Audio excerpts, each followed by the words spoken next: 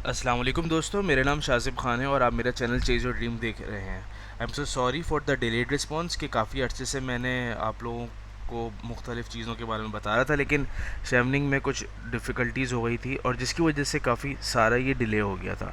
आज के दिन मैं आपको फ़ाइनल पार्ट बताने जा रहा हूँ, जिसके अंदर हम ऐसे क्वेश्चंस के बारे में मालूम करेंगे और क्या हमारे पास क्या क्या चीज़ों पर अमल करना है, ये सारी चीज़ें। तो कहीं नहीं जाएगा, कनेक्ट रहेगा। और मज़ीद मैं आपको बताता चलूँ कि मैं आपसे वो तमाम पॉइंट शेयर करूँगा जिससे आप अपना ऐसे मज़ीद बेहतर बना सकते हैं। दोस्तों, आप लोगों को मज़ीद अपडेट रखने के लिए मैंने एक अपना फ़ेसबुक का पेज बनाया है, ज़रूर देखिए। डिस्क्रिप्शन के अंदर इसका लिंक मौजूद है, आप ज़रूर उसको लाइक कीजिए, शेयर दूसरों से शेयर कीजिए और अगर कोई भी मसला हो तो आप ज़रूर यहाँ पर कांटेक्ट कर सकते हैं। मेरी टीम जो होगी वो जल्द से जल्द आपको कांटेक्ट करेगी और आपको टाइमली रिस्पॉन्ड कर देगी। तो coming back to the topic, आज के दिन हम जानेंगे कि किस तरीके से हम ऐसे क्वेश्चंस फिल कर। Subscribe to my YouTube channel and click the bell icon for the latest videos and updates. तो गाइस, मैंने लिंक जो है वो डिस्क्रिप्शन में दे दिया है, आप वहाँ पर लॉगिन कर सकते हैं बहुत इजीली। तो आइए चले हम चलते हैं ऐसे क्वेश्चंस की तरफ।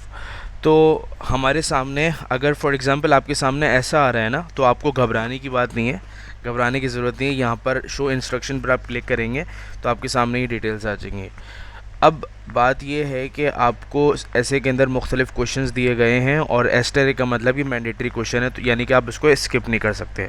ये जो क्वेश्चंस हैं वो आपकी लीडरशिप, आपकी स्किल सेट और आने वाले वक्त में आपका विज़न, और जब आप यूके क्यों सेलेक्ट कर रहे हैं, ये सारी चीज़ों के ऊपर कर रहे हैं।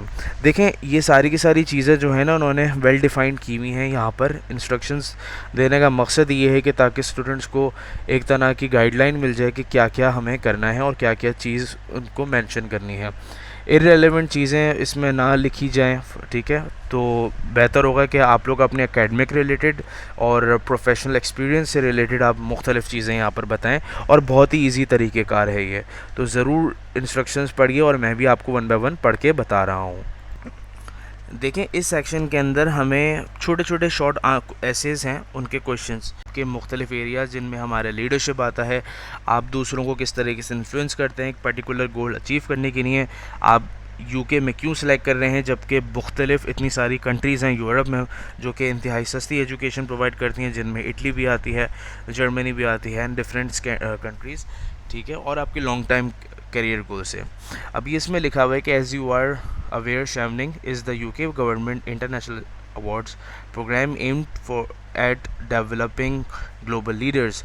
ग्लोबल लीडर से मुराद ये होता है कि ये आप को इतना इस काबिल बना देते हैं कि आप एक तरह के बहुत बड़े डिसीजन आप इजीली ले सकते हैं।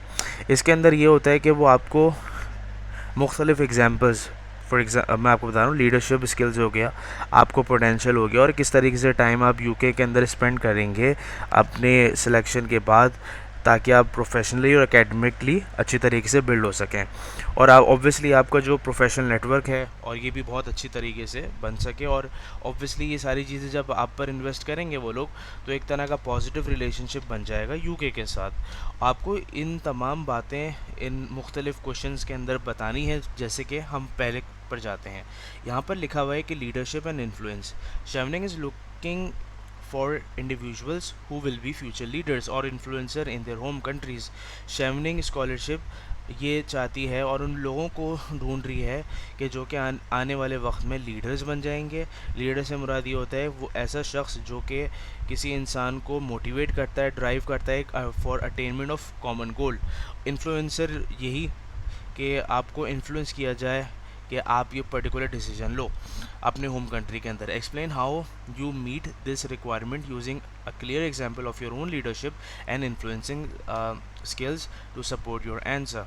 अब बात यह है कि इसके अंदर क्या बताना है, बहुत सीधी सी बात है। आप अगर आपने जॉब करी है, आप करंटली जो अप्लाई कर रहे हैं शेवनिंग में, तो यकीनन आपने जॉब भी की हुई है 2 साल की, तो ये 2 साल का एक्सपीरियंस मांगते हैं। जब आपने 2 साल जॉब करी है तो ऑब्वियसली उसके अंदर आपको मुख्तलिफ़ KPIs, मुख्तलिफ़ टास्क असाइन किए जाते हैं, और उस टास्क के अंदर क्या क्या हुआ है, आपने किस तरीके से लोगों के साथ कोऑर्डिनेट करा, टीम वर्क किया, प्रोजेक्ट डिस्कवरी एंड मुख्तलिफ़ जो प्रोजेक्ट्स पे काम कर रहे होते हैं ऑफिस के अंदर, और जो भी XYZ नेचर ऑफ जॉब है आपकी, वो उसके बारे में हमें बताना है। और ये भी बताना है कि किस तरीके से आपकी लीडरशिप स्किल्स या ने एकेडमिकली ऑब्वियसली बहुत सारे जो प्रोजेक्ट्स होते हैं वो हमें सेमेस्टर्स के अंदर भी मिल रहे होते हैं, जैसे कि रिसर्च प्रोजेक्ट्स एक्सेट्रा, किस तरीके से आप लेकर चले और आपने आने वाले मुस्तकबिल में क्या क्या फ्रूटफुल रिजल्ट्स हासिल करे। बहुत ईजी सी बात है, कोई इतना परेशानी की बात नहीं है। दूसरा हम बात करेंगे relationship building and shared learning. Chevening is looking for individual with strong professional relationship building skills who will engage with Chevening community and influence and lead others in the chosen profession। अब ये है कि इसके अंदर हमें ये define करना है कि किस तरीके से आपकी professional leadership relationship building skills है, मतलब किस तरीके से आप सोशलाइज कर लेते हैं। मेहरबानी फरमाकर ये मत लिखिएगा कि I have so many followers on Instagram या फिर I have so many subscriber on YouTube, वो एक अलग सिनेरियो है। देखें, इसके अंदर ये बताना होता है कि हम किस तरीके से अपनी एकेडमिक एंड प्रोफेशनल लाइफ के अंदर इन चीज़ों को पॉजिटिवली इस्तेमाल करें और ऑब्वियसली शेवनिंग कम्युनिटी और दूसरी चीज़ों को इन्फ्लुएंस करने के लिए।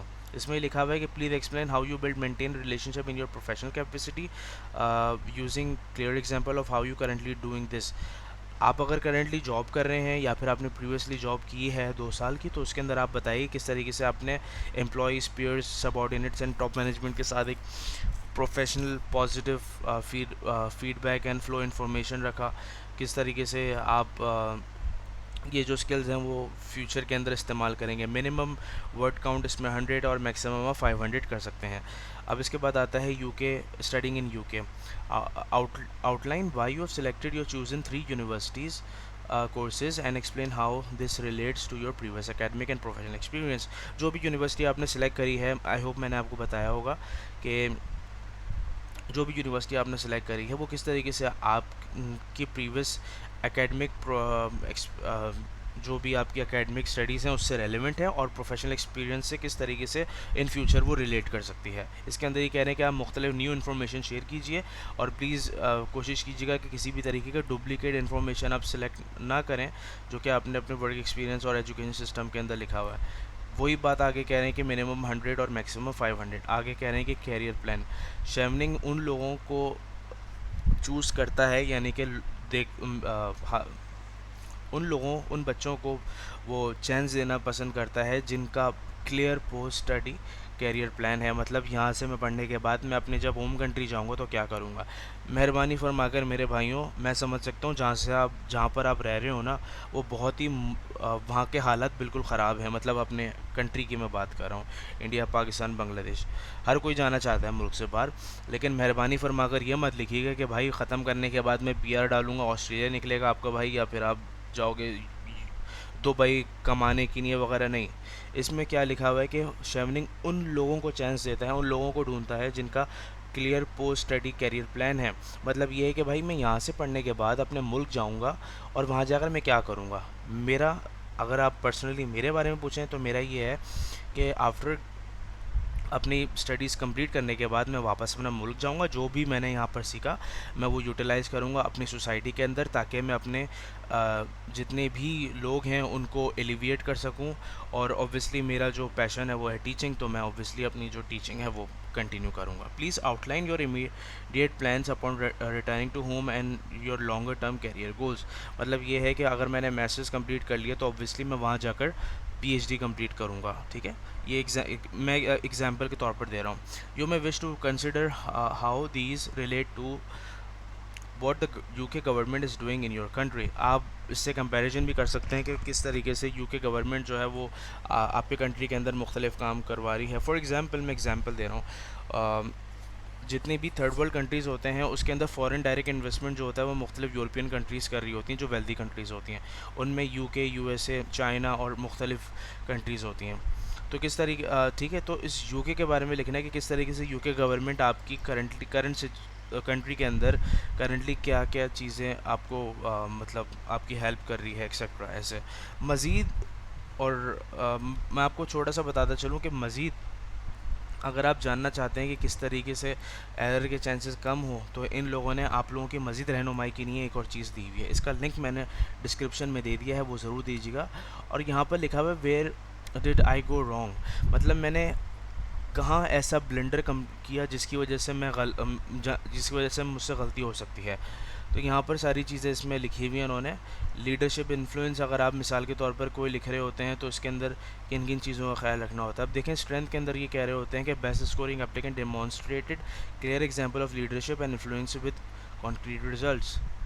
फॉर एग्ज़ाम्पल कोविड पड़ा, कोविड के दौरान हुआ ये था कि बिज़नेस बहुत बुरी तरीके से ख़राब होने लगा। इसी दौरान मेरे जहन में एक आइडिया आया कि मैं जो है वो अपनी ऑर्गेनाइजेशन में एक ऐसी चीज़ बताऊं जिससे उनका जो है वो profit maximisation and revenue collection बहुत अच्छी तरीके से हो जाए, ऑब्वियसली ले ऑफ ना करना पड़े एम्प्लॉयज़ को एक्सेट्रा। ये एग्जांपल हो गई कि आपकी लीडरशिप के मौजूदगी में ये वीकनेसेस के अंदर देखें ये सारी चीज़ें लिखी हुई हैं। अब मैं आपको मज़ीद नीचे करेंगे ना तो नेटवर्किंग आपके सामने आ रहा होगा। इट मीन्स के देखें देर आर टेलिंग यू, देखें नेटवर्किंग, ये नेटवर्किंग, ये वाला relationship building and shared learning, ये नेटवर्किंग का इसके अंदर बताया जा रहा है। Study in UK, study in UK के अंदर क्या है ये देखिए नीचे आपके सामने मौजूद है। ठीक है, ये सारी चीज़ें इसमें बताई हुई हैं और बहुत ही ईजी करके इनका कैरियर प्लान हो गया। अब स्ट्रेंथ क्या होगा, stronger response tend to based on outline of specific concrete goals which are usually therefore seem more convincing achievable. अब देखें जो मैंने आपको एग्जांपल दी कि मैं यहाँ से पढ़ने के बाद मैं अपने कंट्री वापस जाऊँगा और वहाँ जाकर उन बच्चों को यही सारी चीज़ें पढ़ाऊँगा जो कि मैंने आपकी कंट्री के अंदर आपकी यूनिवर्सिटी और उनके नोटेबल एलुमनाइज प्रोफेसर्स के साथ मैंने किया। अब यहाँ पर देखें वीकनेसेस के अंदर क्या लिखा हुआ है कि वो बहुत ही applicants often listed future aims in relation of their career, some explored realistic next step in depth yet most does not give strong rationale। ये सारी चीज़ें बताने के कोई एक तरह की कोई स्ट्रॉन्ग ये लोग नहीं बताते, एक तरह की स्ट्रॉन्ग रीज़न नहीं बताते कि भाई मैं क्या करूँगा वहाँ जाकर ये सारी चीज़ें। अब देखें many applicants illustrate a desire to do a PhD in a post study section. This is ambitious and realistic but wasn't always convincing career goal of their own। मैंने क्या बताया कि मैं थोड़ी सी देर पहले मैंने एक छोटी सी बात कही थी पीआर से रिलेटेड। अब देखें वीकनेसेस में क्या कह रहे हैं कि बहुत सारे ऐसे एप्लीकेंट्स होते हैं वो लिखते हैं कि भाई मैं अपने पोस्ट स्टडी के बाद यानी कि मैं कंप्लीट यहाँ से मैसेज करने के बाद मैं क्या करूँगा पीएचडी के अंदर ले लूँगा। ये बहुत एम्बिशियस लगता है, रियलिस्टिक भी है लेकिन ये इतना कन्विंसिंग नहीं है, कैरियर गोल की नहीं है। अब आगे फर्दर कह रहे हैं कि it is to say that it is needed to be backup by the reason why they wanted to pursue research work and how it place part for their longer term ambitions. अब ये तो हो गया PhD करें कोई मसला नहीं, लेकिन आप इसको मैं ये भी चीज़ बताएं कि मैं ये पीएचडी क्यों कर रहा हूँ, उससे लॉन्ग टर्म इम्पैक्ट क्या होगा।